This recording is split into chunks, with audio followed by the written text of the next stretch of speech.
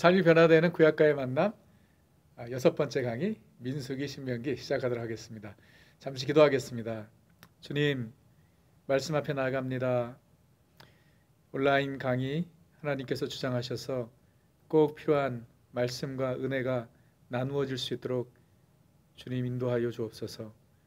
이 시간을 주께 드리오며 예수님의 이름으로 기도합니다. 아멘. 오늘은 이 모세오경의 마지막 책들인 민수기 그리고 신명기 말씀을 함께 나눕니다. 지금 우리는 광야 시대의 책들을 나누고 있죠. 광야 시대 출애굽기, 레위기, 민수기, 신명기가 광야 시대, 이스라엘 백성의 광야 시대에 해당되는 책들이고요. 우리가 출애굽기, 레위기를 지난주까지 살펴보았습니다. 오늘은 이어지는 민수기로 여러분 교재 페이지 52페이지를 한번 같이 보시면서 이 서론을 같이 한번 좀 읽어보겠습니다. 민수기라는 이름은 이스라엘 민족을 계수한 두 번의 사건에서 유래되었다. 민수기, 넘버스죠. 처음에는 시내산에서 민수기 1장, 두 번째는 모압 평지에서 했다. 본래 본서의 히브리 성경의 책명은 베메드바르로 언급하고 있는데 이 단어는 광야에서라는 의미이다라는 것이죠.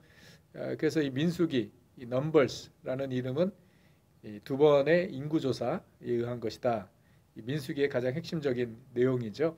1장에서 그리고 26장에서 두 번 인구조사를 하는 거 우리가 앞으로 살펴볼 것이고요. B를 보시면 민수기는 광야에서의 방랑을 기록한 책이다. 이 책에서는 이스라엘 민족이 가데스 바네아에서 실패한 일과 불신적인 9세대가 죽기까지 광야에서 방황하는 것을 설명하고 있다. C를 보면 레위기는 약 한 달의 기간을 다룬다. 하지만 민수기는 거의 39년에 걸친 시기를 다룬다. 대략 BC 1444년에서 1405년. 민수기는 시내산을 떠나기 20일 전부터 가데스 바네아 근처에서 헤매다가 결국 40년 만에 모압 평지에 이르기까지 이스라엘이 이동한 것을 기록하고 있다. 그래서 이스라엘 백성, 출애굽한 이스라엘 백성을 하나님께서 시내산에 이제 인도하셨고요. 거기서 이제 10개월 동안 머물면서 하나님께서 이스라엘 백성에게 율법을 주셨고, 그리고 시내산에서 가데스 바네아로, 그리고 가데스 바네아에서 이제 하나님께 불평하고 불신함으로 광야 생활을 하게 되고, 그리고 40년 광야 생활이 끝날 때에 모압 평지에 이르게 되는. 그래서 이 민수기는 시내산에서 모압 평지까지 거의 39년의 이 광야 생활을 기록하고 있는 것입니다. 그래서 지도를 보시면은 시내산, 가데스 바네아, 그리고 모압 평지, 민수기를 이해하는데 핵심 지역들입니다. 이 민수기 한눈에 보기를 보시면은요, 이제 그 세 부분으로 나누어져 있는데 9세대, 이제 9세대라는 것은 이스라엘 백성이 출애굽한 이제 1세대들을 이야기하는 것이고요.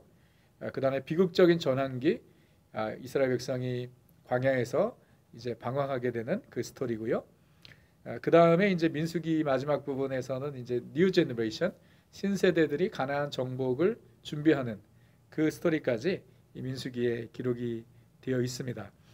자, 그래서 우리가 그 출애굽기, 레위기에서 이제 시내산에서 하나님께서 이스라엘 백성에게 주신 율법을 살펴보았는데, 그 율법의 핵심은 이제 십계명, 그리고 하나님께 나아가는 법, 제사지요, 오제사, 그리고 하나님과 동행하는 삶, 그 중에 이제 7가지 절기, 그리고 정결하게 사는 삶, 구체적인 거룩을 위한 규례들, 이런 것들을 이제 우리가 출애굽기와 레위기에서 보았습니다. 자, 민수기의 그 시작은 이스라엘 백성이 이제 출애굽하고 14개월 정도 되었을 때에 시내산에서 인구조사를 하는 것으로 시작을 합니다. 1장 1절에서 3절을 보게 되면 이스라엘 자손이 애굽 땅에서 나온 후 둘째 해 둘째 달 첫째 날에 여호와께서 시내 광야 해막에서 모세에게 말씀해 이르시되 너희는 이스라엘 자손의 모든 해 중 각 남자의 수를 그들의 종족과 조상의 가문에 따라 그 명수들을 계수할지니 이스라엘 중 20세 이상으로 싸움에 나갈 만한 모든 자를 너와 아론은 그 진영별로 계수하라라고 명령하셨습니다. 둘째 해 둘째 달이면은 이제 출애굽하고 14개월 정도 되었을 때에 아직까지 이스라엘 백성들이 시내산에 머물고 있고요. 거기서 이제 하나님께서 처음으로 이스라엘 백성의 인구조사 몇 명 있는지 그 조사를 하라고, 센서스를 하라고 말씀하시죠. 그 중에 이제 그 인구 전체를 세는 것이 아니고 20세 이상 되는 남자들을 카운트하라고 하셨습니다. 그 이유는 바로 전쟁을 준비하기 위함이었죠. 하나님께서 이스라엘 백성을 출애굽시키시고 가나안으로 직접 인도하지 않으시고 시내산으로 인도하셨습니다. 그 이유는 거기서 하나님께서 법을 주시기 위해서였죠. 그러고 난 다음에 하나님의 의도는 시내산에서 바로 가나안 땅으로 이제 들어가게 하시는 거였습니다. 그래서 이제 그 가나안에 들어가기 위해서는 이스라엘 백성이 무엇을 준비해야 했냐면 전쟁을 준비해야 했어요. 왜냐하면 가나안 땅은 하나님께서 이스라엘 백성에게 주시겠다고 약속하신 땅이었지만 그 땅은 그냥 이렇게 엠티 랜드가 아니었습니다. 비어있는 땅이 아니었어요. 거기에는 이미 오랫동안 자리를 잡고 살고 있었던 가나안 원주민들이 있었죠.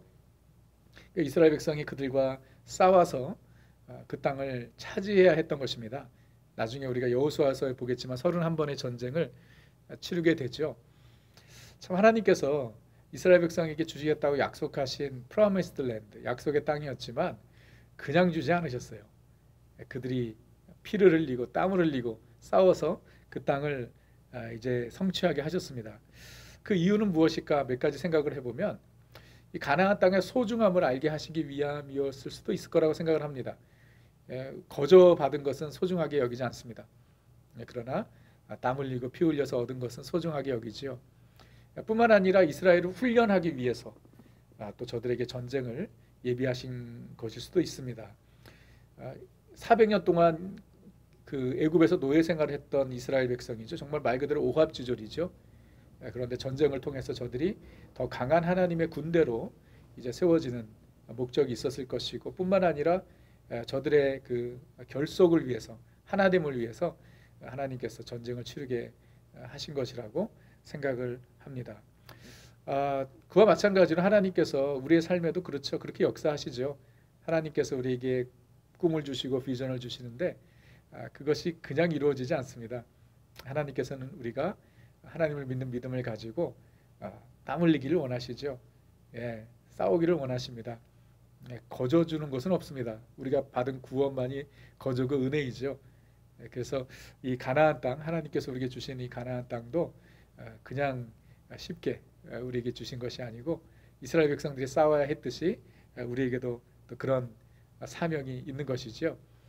그래서 이제 그 전쟁을 준비하기 위해서 인구조사를 하게 하셨는데 이제 카운트를 해보니까 각 지파별로 이제 카운트를 해보니까 여러분 그 54페이지 넘겨서 보시면은 이 르우벤 지파부터 납달리 지파까지 이제 카운트를 해보니 이제 총 그 20세 이상 되는 남자의 수가 60만 3,550명, 60만 3,550명이 되었죠. 자, 그러기 때문에 우리가 이스라엘 백성의 전체 인구를 어느 정도 200만 이상이라고 추측하죠. 이제 60만 3,550이면 남자만 20세 이상 남자만이면은 여자도 만약에 그 정도 비슷하면은 120만 명이 되고, 그리고 자녀들까지 카운트를 하면은 200만 명이 아마 넘었을 겁니다. 그리고 이제 그 지금 60만 3천에는 레위 지파가 포함되어 있지 않죠. 레위 지파는 이제 인구조사에서 제외되었습니다. 근데 그 2를 보시면은요, 인구조사에서 제외된 레위 지파 족속들은 전쟁에 나가지 않고 하나님을 섬기는 일에만 전념해야 했다. 그래서 레위 지파 중에 아론의 가문은 제사장의 역할을 감당을 했고요. 고앗 가문은 성막의 성구들, 게르손 가문은 성막의 휘장, 덮개, 무라리 가문은 장막의 널판 띠, 기둥, 받침 등을 이 각 그 가문마다 감당해야 할 사역들이 있었던 것이죠. 그래서 이 하나님께서는 레위 지파를 구별하셔서 하나님의 소유로 삼으시고 저들로 하여금 성직을 감당하게 하셨습니다. 그리고 레위 지파를 하나님께서 맏아들로 받으셨어요. 그래서 이 맏아들을 하나님의 소유라고 말씀하시죠. 민수기 3장 13절에 보면 처음 태어난 자는 다 내 것임은 내가 애굽 땅에서 그 처음 태어난 자를 다 죽이던 날에 이스라엘의 처음 태어난 자는 사람이나 짐승을 다 거룩하게 구별하였음이니 그들은 내 것이 될 것임이니라. 나는 여호와이니라. 하나님께서 그 유월절 사건을 통해서 우리가 보았죠. 애굽의 모든 장자들을 다 죽이셨을 때에 그때 하나님께서 이스라엘 백성들을 살려주시죠. 이 문설주에 양의 피를 바르고 그 안에 들어가 있는 장자들은 다 살았던 것이죠. 그래서 하나님께서 이 마다들을 하나님의 것으로 여기신다라고 말씀하셨는데, 이 하나님께서 레위 지파를 이 마다들로 받으시겠다라고 말씀하셨어요. 즉 하나님의 소유라고 말씀하신 거죠. 민수기 3장 41절에 나는 여호와라. 이스라엘 자손 중 모든 처음 태어난 자 대신에 레위인을 내게 돌리고, 처음 태어난 자 대신에 레위인을 하나님께 돌리라. 또 이스라엘 자손의 가축 중 모든 처음 태어난 것 대신에 레위인의 가축을 내게 돌리라 라고 말씀하셨어요. 그래서 모든 태어난 자들 중에 마다들이 하나님의 것인데 그 대신에 레위 지파를 하나님께 드리라고 말씀하신 것인데, 이제 그 카운트를 해보니까 모든 지파의 1개월 이상 된 마다들을 카운트 해보니까 22,273명이에요. 그런데 1개월 이상 된 레위인들을 카운트 해보니까 22,000명이 돼요. 거의 숫자가 비슷하죠. 그래서 이 레위인들이 하나님께 드려지는 그런 하나님의 도구들, 하나님의 일꾼들이 되죠. 그래서 그들이 성직을 감당하게 됩니다. 그러면서 이제 민수기 2장에서는 이제 이스라엘 백성들이 광야에서 생활을 할 때에 이제 텐트를 치지 않습니까? 이제 진을 치게 되는데 그것이 뭐 좋은 자리를 누구든지 선택할 수 있는 것이 아니에요. 하나님께서 정해 놓으신 그 위치들이 있습니다. 여러분들이 55페이지 위에 보게 되면 우선은 이제 중간에 성막이 우선 세워져야 하고요.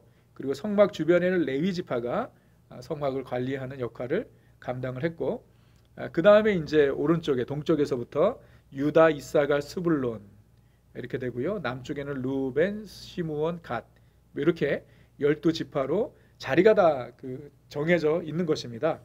그래서 이 짐 배치를 통해서 주님께서 주시는 교훈이 몇 가지 있는데, 54페이지 A를 보시면 성막은 자기 백성과 함께 하시는 하나님의 임재를 의미하는 것으로 진의 중심에 있었다. 우리가 지난주 성막에 대해서 우리 지난주 나누었을 때 보았죠. 항상 성막은 진 중간에, 그리고 모든 텐트들은 이제 그 성막을 향해서 문이 열렸어야 됐죠.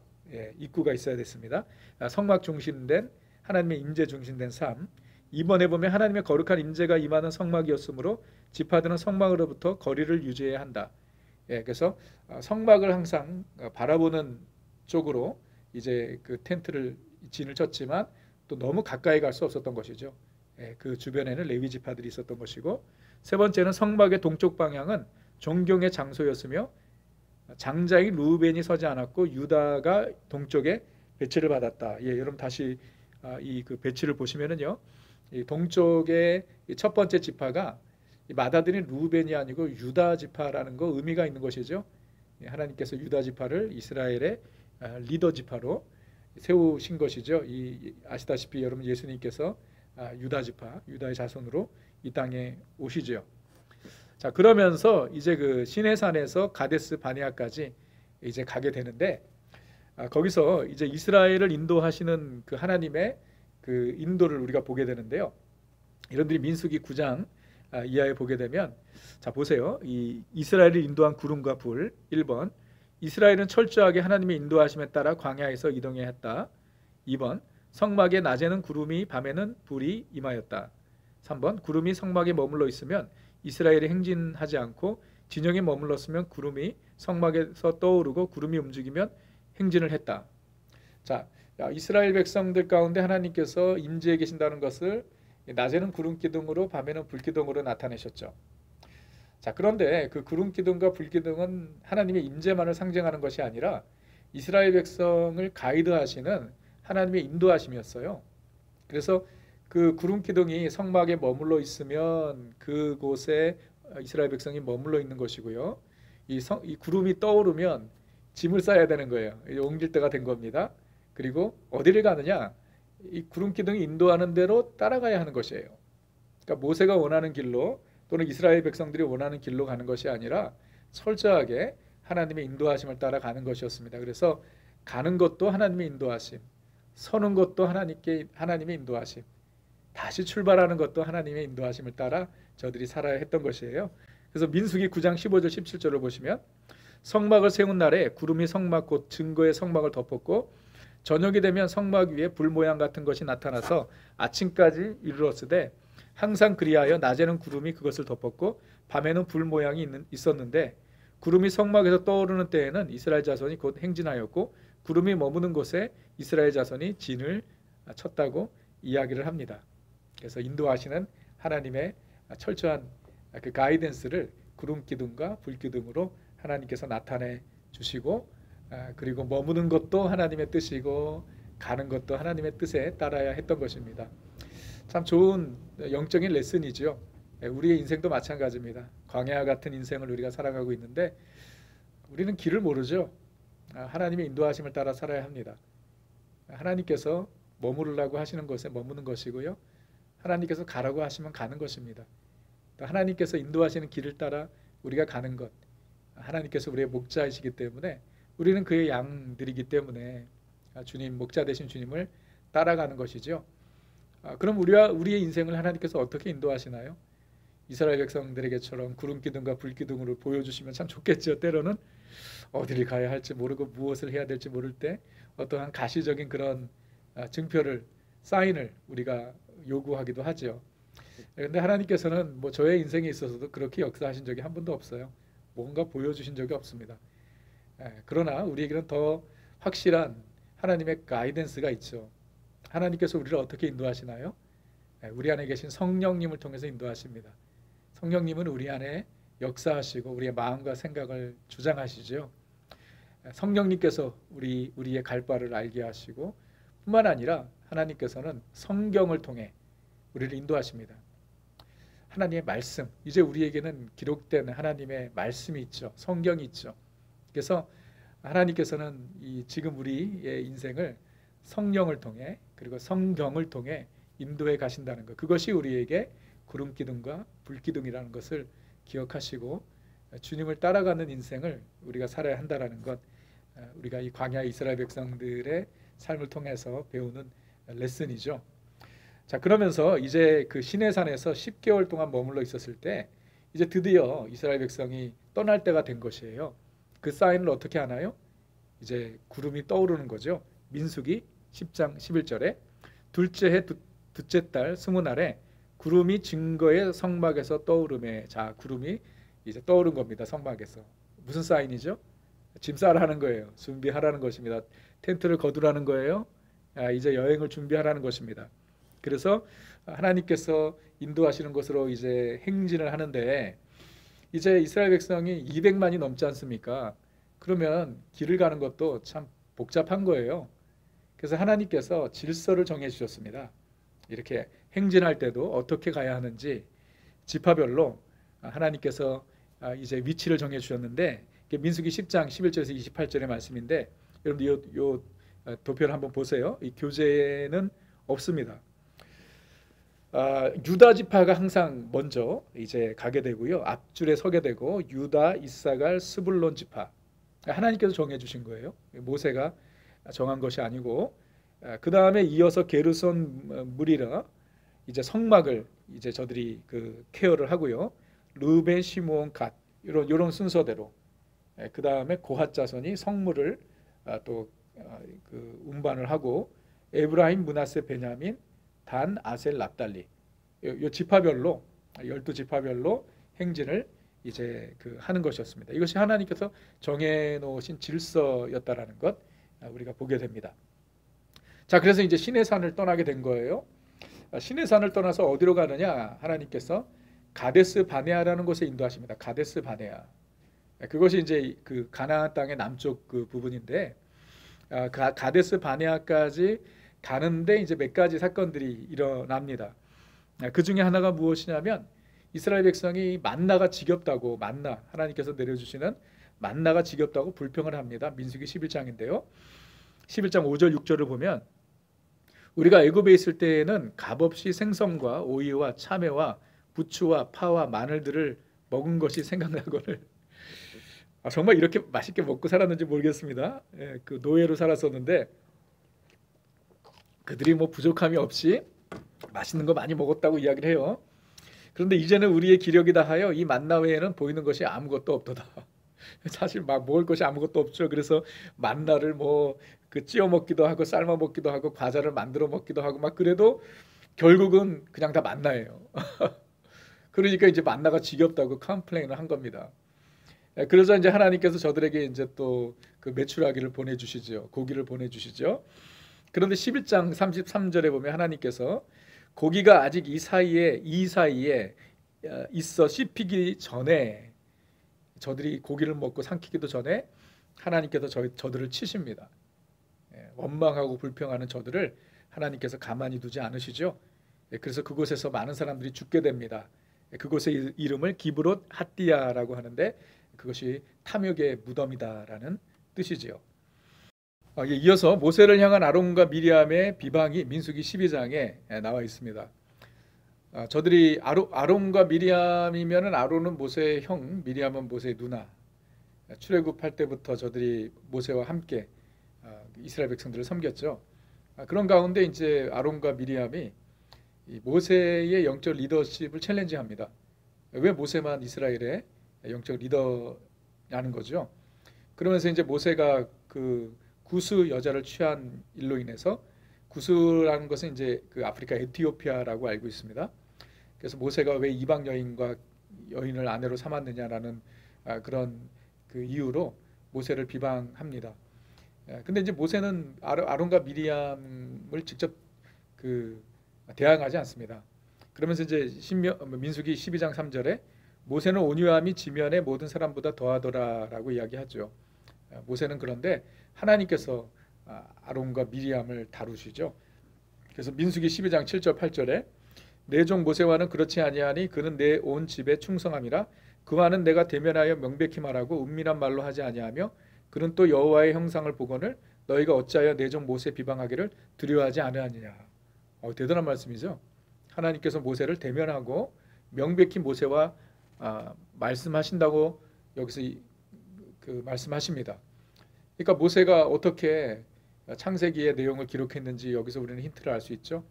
하나님께서 모세에게 명백히 하나님의 뜻을 나타내 주시는 모세는 아주 특별한 하나님의 종이었던 것이 분명합니다. 그래서 이제 그 일로 인해서 미리암이 이 나병에 문둥병에 걸리게 되고 7일 동안 이제 고생을 하게 됩니다. 자, 그래서 이제 가데스 바네아에 이르게 되는데요. 이 가데스 바네아는 가나안에 가까운 곳에 남쪽에 위치해 있는데 하나님께서 가데스 바네아 이스라엘 백성들이 인도하신 것은 가데스 바네아에서 가나안 땅으로 들어가게 하시기 위함이었습니다.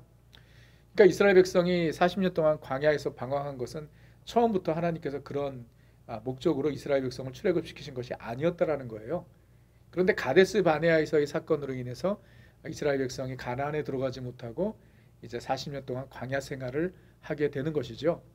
이 가데스 바네아에서 무슨 일이 있었나요? 거기서 이제 12정탐꾼을 가나안 땅에 보냅니다.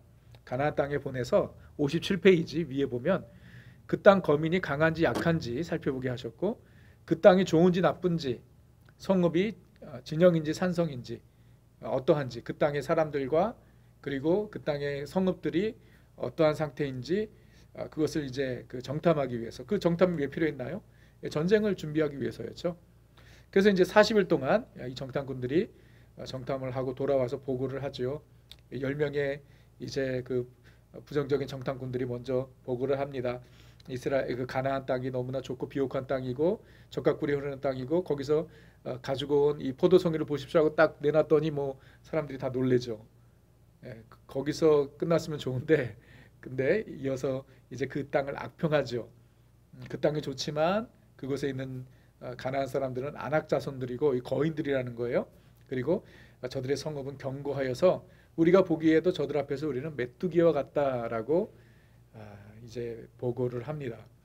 그러자 이스라엘 백성들이 그들의 보고를 듣고 절망에 빠지죠. 그러면서 왜 우리를 애굽이나 또 광야에서 죽게 하지 저 무서운 가나안 사람들 손에 죽게 하느냐라고 하면서 모세 외에 다른 리더를 세워서 애굽으로 돌아가자라고까지 저들이 이제 그 원망을 하고 그리고 좀 좌절과 절망에 빠집니다. 그때 이제 그 여호수아와 갈렙이 등장을 하죠. 그래서 여호수아와 갈렙이 저들에게 두려워하지 말라. 하나님께서 우리에게 분명히 그 땅을 주실 것이다. 거기에 정말 거인들 안악 자손들도 있고 저들의 성읍은 견고하지만 하나님께서 저들과 함께하지 않으신다. 하나님께서 우리와 함께하심으로 저들은 우리의 밥이다. 라는 믿음의 보고를 하게 됩니다. 근데 저들이 이 여호수아와 갈렙의 말을 듣지 않죠. 오히려 여호수아와 갈렙을 죽이려고 합니다. 그때 이제 하나님께서 정말 분노하셨습니다. 격분하셨습니다. 그러면서 이제 모세에게 이 말씀하시죠. 민수기 14장 22절 23절에 내 영광과 애굽과 광야에서 행한 내 이적을 보고서도 이같이 10번이나 나를 시험하고 내 목소리를 청종하지 아니한 사람들은 내가 그들의 조상들에게 맹세한 땅을 결단코 보지 못할 것이요 또 나를 멸시하는 사람은 한 사람도 그것을 보지 못하리라 라고 말씀하십니다. 정말 하나님께서 이스라엘 백성에게 놀라운 역사를 지금까지 보여주셨죠.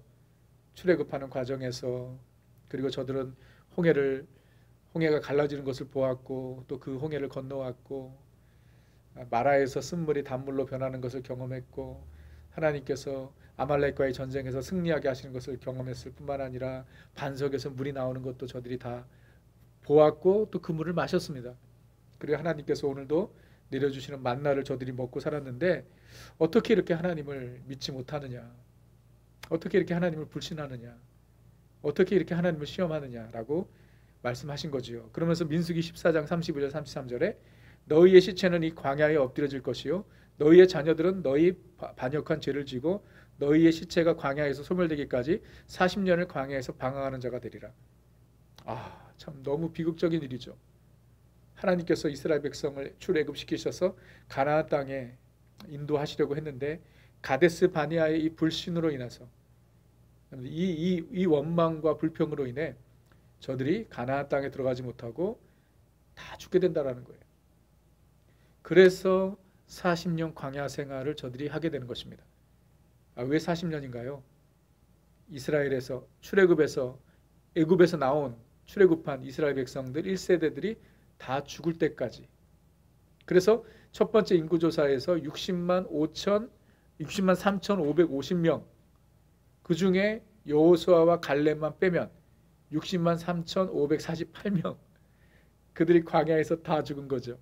남자들만, 여자들까지 포함하면 100명 이상일 것입니다. 그래서 광야의 40년 이스라엘 백성들의 그 여정은 역사상 가장 큰 장래 행렬이었다라고도 이야기할 수 있는 것이죠. 그들이 다 죽었습니다. 이 가데스 바네아에서의 불신이 없었다면 아마 가나안 땅에 들어갈 수 있었을 것입니다. 그러면 하나님을 원망하고 하나님을 불신하는 것이 얼마나 무서운 죄인지 우리는 알 수 있습니다. 그래서 이제 가나안 땅에 들어가지 못하고 광야로 다시 들어가게 됩니다. 그리고 38년 동안 광야에서 방황을 하게 되죠. 그래서 가데스 바네아에서 그 사건이 있고 난 다음에 이제 나중에 40년이 지나 38년이 지나 모압 평지까지 이르기까지 그 내용이 민수기 15장에서 이제 36장의 내용인데 그 38년 동안 가데스 바네아에서 모압 평지까지 38년 동안에 여정에 무슨 일이 있었는지 뭐 구체적으로 다 기록하지 않아요. 몇 가지만 우리가 보게 되면 이제 가데스 바네아에서 모압까지 우리 58페이지를 보면은요. 이제 첫 번째는 모세와 아론에 대한 고라의 반역. 이게 이제 민수기 16장에 있고요. 그리고 이제 중요한 것은 이제 두 번째 민수기 20장에 이때는 이제 그 거의 광야 생활이 끝날 때쯤에 있었던 일인데 다시 가데스 바네아로 돌아오게 됩니다. 이 38년의 광야 생활을 마치고 근데 그때에도 이스라엘 백성이 물이 없다고 또 원망을 합니다. 그러자 20장 8절에 하나님께서 모세에게 지팡이를 가지고 반석 앞에 서서 반석에게 명령하여 물을 내라라고 명령하셨습니다. 자, 우리가 리비딤에서 보았죠. 하나님께서 반석을 치라고 말씀하셨어요. 그 반석을 쳤을 때 반석이 깨지고 거기서 물이 쏟아져 나왔던 거 아시죠? 비슷한 상황이에요. 그런데 이번에는 반석을 치라고 명령하지 않으시고 반석에게 명령을 하라고 말씀하셨어요. 그런데 모세가 그 명령을 지키지 않고 이스라엘 백성들이 원망을 하니까 이게 뭐 화가 나서 그랬는지 20장 11절에 모세가 그의 손을 들어 그의 지팡이로 반석을 2번 치니, 치라고 그러지 않으셨는데 거기서 물이 많이 나온지라. 하나님이 보시기에 모세가 잘못한 것이었어요. 그래서 20장 12절에 여호와께서 모세와 아론에게 이르시되 너희가 나를 믿지 아니하고 이스라엘 목전에서 내 거룩함을 나타내지 아니한 고로 너희는 이 회중을 내가 그들에게 준 땅으로 인도하여 드리지 못하리라 하시니라. 이 일로 인해서 모세와 아론이 가나안 땅에 들어가지 못한다라고 하나님께서 말씀하신 거예요. 이게 뭐가 이렇게 심각한 일이었을까요? 반석을 치는 것과 반석이 명령을 하는 것, 뭐가 그렇게 차이가 있나요? 여러분, 우리가 지난번에 보았죠. 그 반석은 누구를 예표하는 거라고 말씀드렸습니까?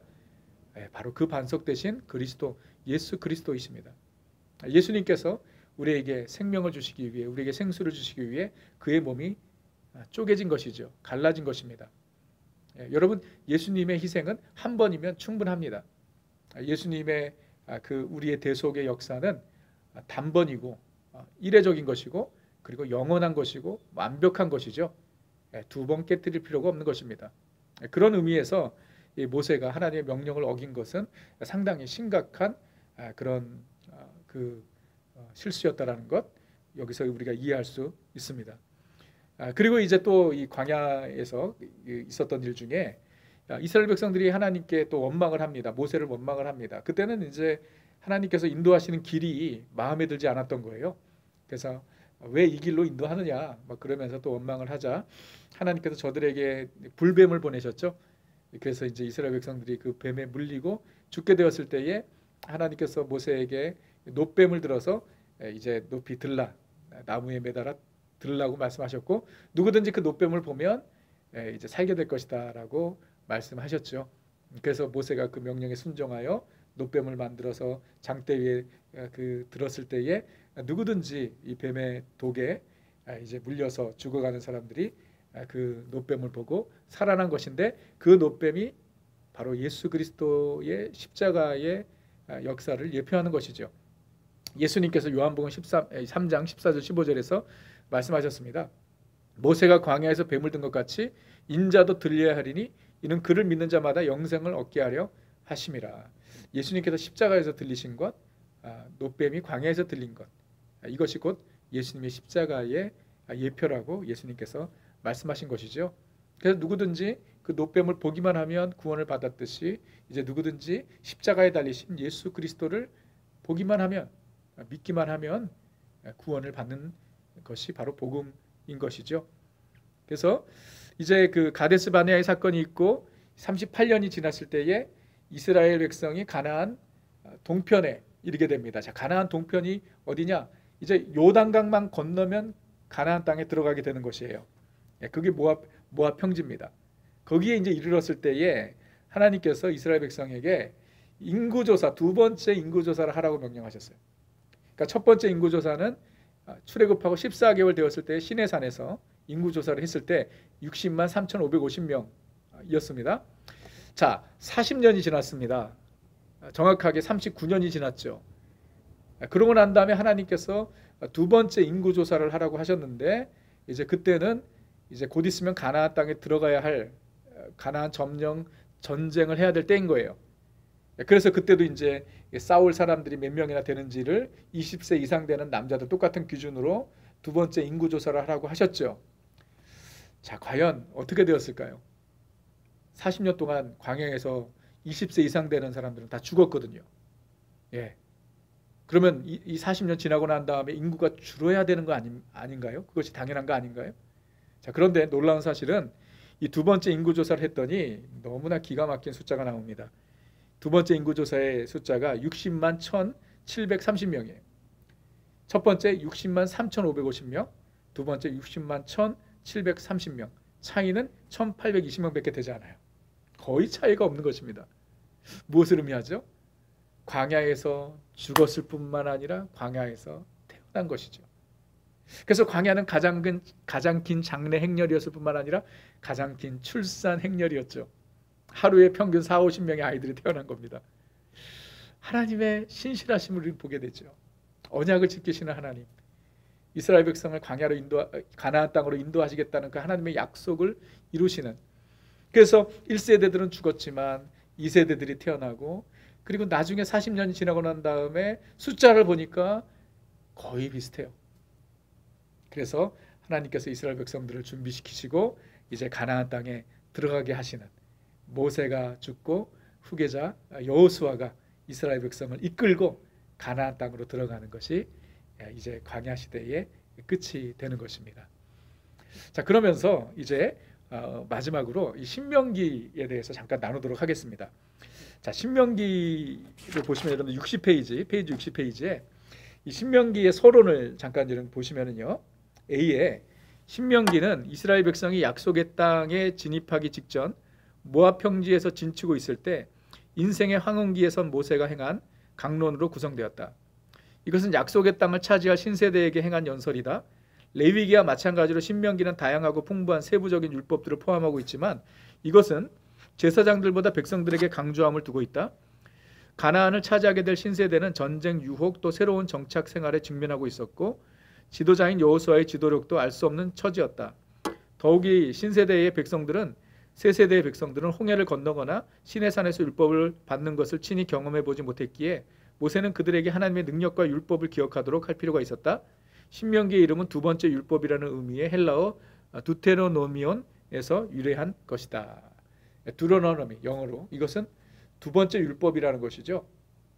자, 이제 모세가 모압 평지에 이르렀을 때에 그는 이제 그의 때가 다하였다는 것을 알고 있었습니다. 하나님께서 가나안 땅에 들어가지 못하게 하실 것이라고 말씀하셨기 때문이죠. 그래서 이제 마지막 유언 같은 메시지를 신명기에 담아놓은 것입니다. 고별 설교라고도 할 수 있죠. 여러분, 우리가 인생을 살면서 가장 진지할 때가 바로 죽음을 앞둔 때일 것입니다. 이스라엘 백성들, 모세가 너무나 사랑한 이스라엘 백성들, 이제는 뉴 제너레이션이 세워졌습니다. 1세대들이 시내산에서 율법을 받았지만 이 새로운 세대는 직접 율법을 받지 못했어요. 그 새로운 세대에게 이제 하나님께서 주신 말씀을 저들에게 다시 강조하고 세 가지를 모세가 저들에게 부탁을 하는데, 첫째는 여호와를 사랑하라, 두 번째는 그 은혜를 기억하라, 세 번째는 그의 말씀에 순종하라. 여호와를 사랑하라, 그의 은혜를 기억하라, 그의 말씀에 순종하라 라는 이 세 가지 목적을 가지고 신명기를 기록을 했습니다. 그래서 신명기의 내용은 출애굽기와 레위기에 나왔던 율법들이 다시 반복이 되는 부분들이 많이 있고요. 모세가 더욱 강조하고 싶었던 그런 율법들을 이야기를 기록을 해 놓았습니다. 그래서 이 신명기는 모세의 세 편의 설교로 구성이 되어 있습니다. 그래서 여러분들 61페이지를 보게 되면 첫 번째 설교가 1장에서 4장 하나님이 이스라엘에게 행하신 일에 대해서, 두 번째 설교가 하나님이 이스라엘에게서 기대하시는 일, 거기에 이제 율법에 대한 설명을 다시 하고요. 세 번째 설교가 하나님이 이스라엘에게 하실 일에 대한 내용을 모세가 이제 이스라엘 백성들에게 다시 한번 말씀을 가르치고, 그리고 그는 마지막으로 느보산에서 하나님의 부르심을 받습니다. 이 느보산은요, 이제 가나안 땅이 보이는 곳이에요. 그 느보산 정상에 올라가면 사해에서부터 갈릴리 바다까지 이 날씨가 좋으면 한눈에 볼 수 있는 곳이에요. 그래서 여러분들 이 사진을 보세요. 이 느보산에 올라가면 이 한눈에 이 가나안 땅을 볼 수 있어요. 그리고 저희가 그 성경의 땅 여행을 갔을 때 이 모세의 심정을 가지고 그곳에 제가 서보았습니다. 여러분, 모세가 느보산에서 하나님께 부르심을 받아요. 근데 이 모세의 그 생애를 우리가 120년의 생애를 정확하게 세 부분으로 나누죠. 그래서 40세가 될 때까지는 애굽에서 그 바로의 그 왕자로 살았고, 그리고 40살에서 80세까지는 미디안 광야에서 광야 생활을 했고, 그 다음에 80세에서 120세가 될 때까지, 이제 부르심을 받을 때까지 이스라엘 백성을 출애굽시키고 광야에서 인도하는 중요한 역할을 모세가 감당하다가 이제 죽게 되죠. 근데 그가 느보산에서 죽지만 그 몸이 쇠하여져서 또는 병이 걸려서 죽은 것이 아닙니다. 신명기 34장 7절에서 분명히 이야기합니다. 모세가 죽을 때 나이 120세였으나 그의 눈이 흐리지 아니하였고 기력이 쇠하지 아니하였더라. 건강한 거예요, 120세인데도. 그런데 하나님께서 그를 부르셨어요. 모세는 더 살고 싶었습니다. 그 이유는 약속의 땅 가나안 땅을 밟고 싶었던 것이에요. 여러분 너무나 당연한 마음 아닌가요? 그가 40년 동안 이스라엘 백성들을 그렇게 어렵게 인도하면서 그래도 견딜 수 있었던 것은 가나안의 소망이 있었기 때문이죠. 그런데 하나님께서 들어가지 못하게 하시는 거예요. 그래서 모세가 하나님께 간구했어요. 신명기 3장 25절에 구하옵나니 나를 건너가게 하사 요단 저쪽에 있는 아름다운 땅 아름다운 산과 레바논을 보게 하옵소서. 가나안 땅에 들어가게 해달라고 하나님께 간구한 것이에요. 그냥 한 번만 그렇게 기도한 것이 아닌 것 같습니다. 하나님께 매달렸던 것 같아요. 여러 번 하나님께 요구했던 것 같습니다. 그랬더니 하나님께서 3장 26절에 모세에게 이렇게 말씀하십니다. 내게 이르시기를 그만해도 족하니 That's enough. 그 일로 인해 다시 내게 말하지 말라. 하나님께서 단호하게 거절하시죠. 예, 안 된다라는 거예요. 모세는 가나안 땅을 밟을 수 없다라는 것입니다. 여러분 왜 하나님께서 모세로 하여금 가나안에 들어가지 못하게 하셨을까요? 역시 우리가 아까 보았던 그 가데스에서 있었던 하나님의 말씀에 불순종하여서 반석을 친 그 사건이 표면적인 이유죠. 그러나 제가 생각하기에는요, 그것은 그냥 겉으로 나타나는 이유였던 것 같아요. 진정한 이유는 무엇이냐면 하나님께서 모세에게 허락하신 곳이 바로 거기까지예요. 모세의 사명은 이스라엘 백성을 모압 평지까지 인도하는 것, 그것이 모세의 사명이었어요. 이스라엘 백성이 가나안 땅으로 들어가는 것, 그 사명을 감당하는 데 있어서 하나님께서는 여호수아를 오래전부터 준비시켜 놓으셨습니다. 그래서 모세가 해야 될 역할이 있고 여호수아가 감당해야 될 역할이 있는 것이에요. 모세는요, 느보산까지예요. 느보산까지. 모세는 그것을 알았을 것입니다. 그래서 여러분 느보산 정상에 모세가 섰을 때에 가나안 땅을 보면서 그가 무슨 생각을 했을까요? 하나님 너무하시다. 어떻게 하나님 이러실 수 있나? 내가 이렇게 고생했는데 가나안 땅을 밟지 못하게 하시네? 라고 원망했을까요? 전혀 그렇지 않았을 것입니다. 모세에게는요, 감사와 감격이 있었을 것 같아요. 정말 40년 미디안 광야에서 아무런 꿈과 비전도 없이 살던 자신을 하나님께서 부르셔서 이스라엘 백성을 출애굽시키시고 이곳까지 인도하시고 그리고 장차 가나안 땅을 허락해 주실 그 하나님의 은혜를 생각하며 모세는 느보산에서 오히려 감사했을 것입니다. 그리고 느보산에서 모세가 마지막 순간을 보내면서 참 그의 심정이 사역을 마무리하는, 사역을 마치는 사도 바울의 마음과 같지 않았을까라는 생각을 합니다. 사도 바울이 이제 주님의 부르심을 앞두고 디모데후서 4장 6절 8절에서 이렇게 고백하죠. 전제와 같이 내가 벌써 부어지고 나의 떠날 시간이 가까웠도다. 나는 선한 싸움을 싸우고 나의 달려갈 길을 마치고 믿음을 지켰으니 이제 후로는 나를 위하여 의의 면류관이 예비되었으므로 주 곧 의로우신 재판장이 그날에 내게 주실 것이라. 이게 느보산에서 모세의 심정이 아니었을까요? 나는 선한 싸움을 싸우고 믿음을 지켰다. 주님께서 부르신 이 사명의 길, 이 소명자의 길을 끝까지 달려왔다. 그러면 이런 마음의 감격과 또 감사가 모세에게 분명히 있었을 것입니다. 그래서 그곳에서 모세는 부르심을 받고 하나님께서 준비시켜 놓으신 여호수아가 이스라엘 백성을 이끌고 가나안 땅으로 들어가게 되는 것입니다. 사랑하는 성도 여러분, 우리도 언젠가는 우리의 느보산에 서게 될 것입니다. 하나님께서 여기까지라고 말씀하실 때가 분명히 올 것입니다. 우리의 느보산에 섰을 때 모세와 같이 그리고 사도 바울과 같이 우리의 지나온 인생을 돌아보며 후회하며 안타까워하는 것이 아니라 열심히 이 길을 달려왔다고 고백할 수 있는, 선한 싸움을 싸웠다고 말할 수 있는, 주님께서 우리에게 맡기신 사명을 아쉬움 없이 감당했다고 말할 수 있는 저와 여러분의 삶이 되기를 간절히 소원합니다. 하나님께서 허락하신 그곳에 섰을 때에 우리는 지나온 삶을 후회하는 것이 아니라 장차 얻게 될 영광을 소망하며 주님 앞에 감사하며 갈 수 있는 저와 여러분의 인생이 되었으면 좋겠습니다. 이렇게 해서 이스라엘의 광야 시대가 끝납니다. 그리고 우리가 다음 주부터는 이제 이스라엘 백성이 가나안 땅에 하나님께서 약속하신 그 가나안 땅을 향해 나아가는 가나안 정복 시대를 우리가 시작하게 될 것입니다. 그런데 이 시간에 우리 잠시 기도하겠습니다. 여러분, 우리는 광야 같은 인생길을 살아가고 있습니다. 기억하십시오. 우리를 인도하시는 분은 하나님이십니다. 주님께서 우리의 가야 할 길을 보여주실 것입니다. 우리는 순종하며 이 길을 따라가야 합니다. 여러분, 우리 앞에 무엇이 있든 우리는 하나님을 절대 불신해서는 안 됩니다. 하나님이 우리와 함께 하십니다. 그것이 우리에게는 가장 큰 힘이요 능력입니다. 우리는 메뚜기가 아닙니다.